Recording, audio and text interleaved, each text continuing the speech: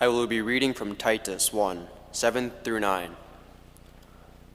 Since an overseer is entrusted with God's work, he must be blameless, not overbearing, not quick-tempered, not given to drunkenness, not violent, not pursuing dishonest gain.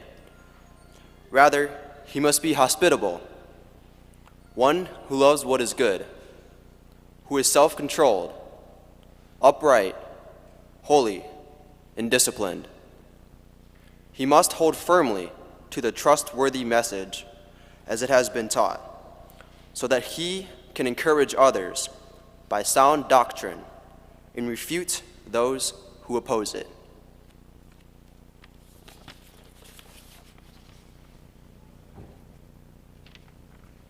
Good morning. We often have an idea of what we imagine a leader to be or to look like. We picture them to be well-known, good at speaking, have power, and many other stereotypical ideas. In reality, there are leaders all around us, made up of all different types of people.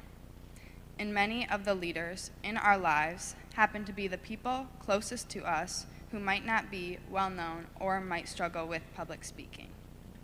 Often these leaders are the people who are most influential and empowering to us in our daily lives.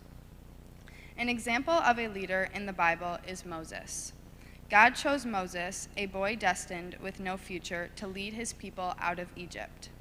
God knew Moses wasn't the ideal leader, but chose him with complete faith. God calls us to be leaders in different ways, sometimes in unexpected moments. These moments allow us to empower others and change the lives around us. Our youth group would like to share examples of leaders in our lives.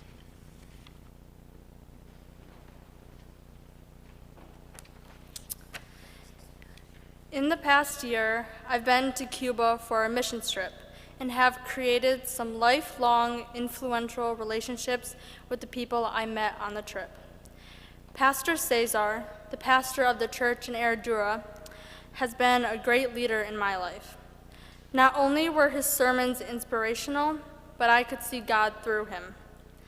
Another way he was a leader while we were on the trip was that he tried his best to speak the little English he knew to those of us who didn't know any Spanish. He would try to make parts of his sermons easy for us to understand. He has also been a leader to me beyond that week we were there, because he told us he would be praying for us every day. Knowing that he is thinking of me and praying for me, even though there's a lot to pray for in Cuba, has brought me great joy and faith in the Lord. He has given me lessons through his sermons and his way of living, and has shown me how he has been a leader in his community and church. Pastor Cesar and those living in Cuba will always be leaders in my life and are considered family. Pastor Cesar has demonstrated what it means to be a leader without fame, money, or power. Using his gifts that God has given him to reach out in his community is really inspiring to me. I think he is someone that we can all learn from on how to be a leader for God.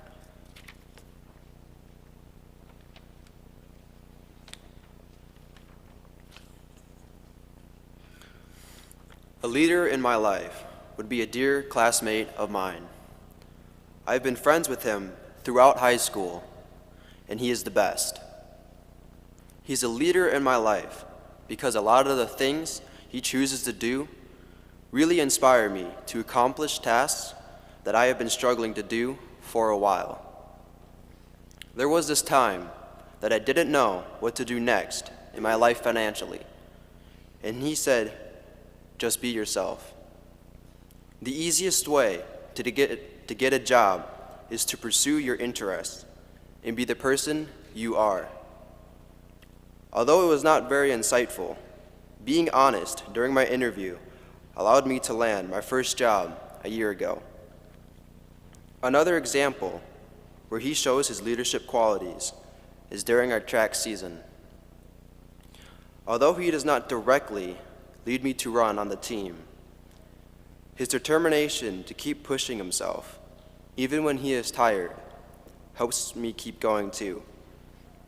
His positive aura helps me because it generally makes me want to be actively doing something. Usually, that something is homework.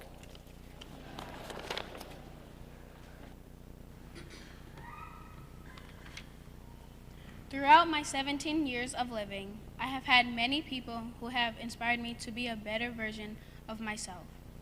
I could go on and on, listing names and telling ways that they have inspired me to be the person I am today. But for now, I'll be focusing on one particular person. I've never been an outgoing or talkative person, or at least I wouldn't say so. And because of that, attending 3 different high schools within 3 years has been a struggle for me. Although I haven't truly stuck to one school, there has been one constant thing throughout all the moving and disconnecting: a close friend. I met this individual when I was attending summer loop back in 4th grade. I had no intentions of speaking to her, not because I didn't want to or because I was being rude, but because she didn't look like she wanted to be bothered. She would simply come to the classroom, take a seat in the back, and leave when it was time to go home. Fast forward 3 years, and somehow we ended up in the same middle school. We instantly became close friends, if not best friends. It's truly amazing how God works. Not only did this friend help me stay closer to God, but she helped me follow and live my life the way God would want me to live it. She was like another version of myself. We would take the time to talk about what was going on in the world and discuss the ways we reacted to those things. We would grow together in our faith and beliefs and better ourselves and learn from our past and the actions taken by those around us. Because of her, I am who I am today. And for that, I am forever grateful to God for this amazing leader in my life.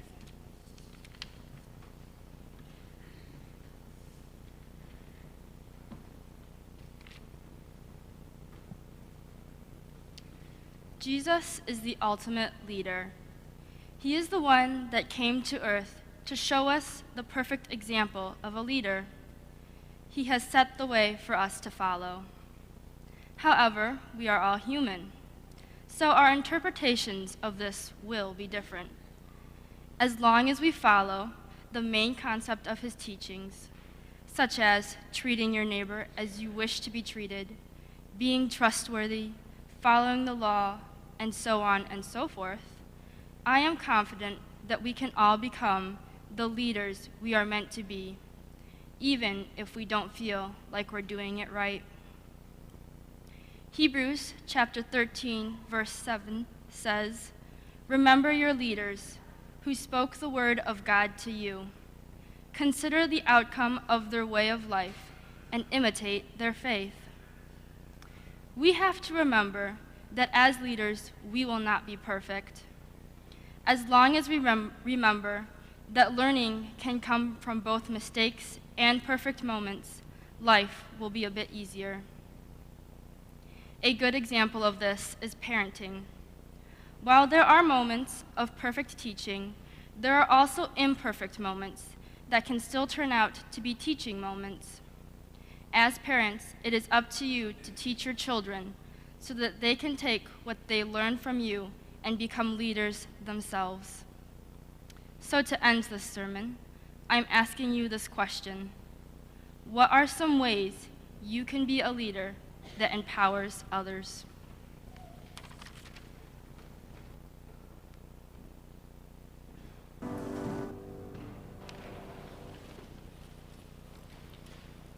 Remember your leaders who first taught you the Word of God.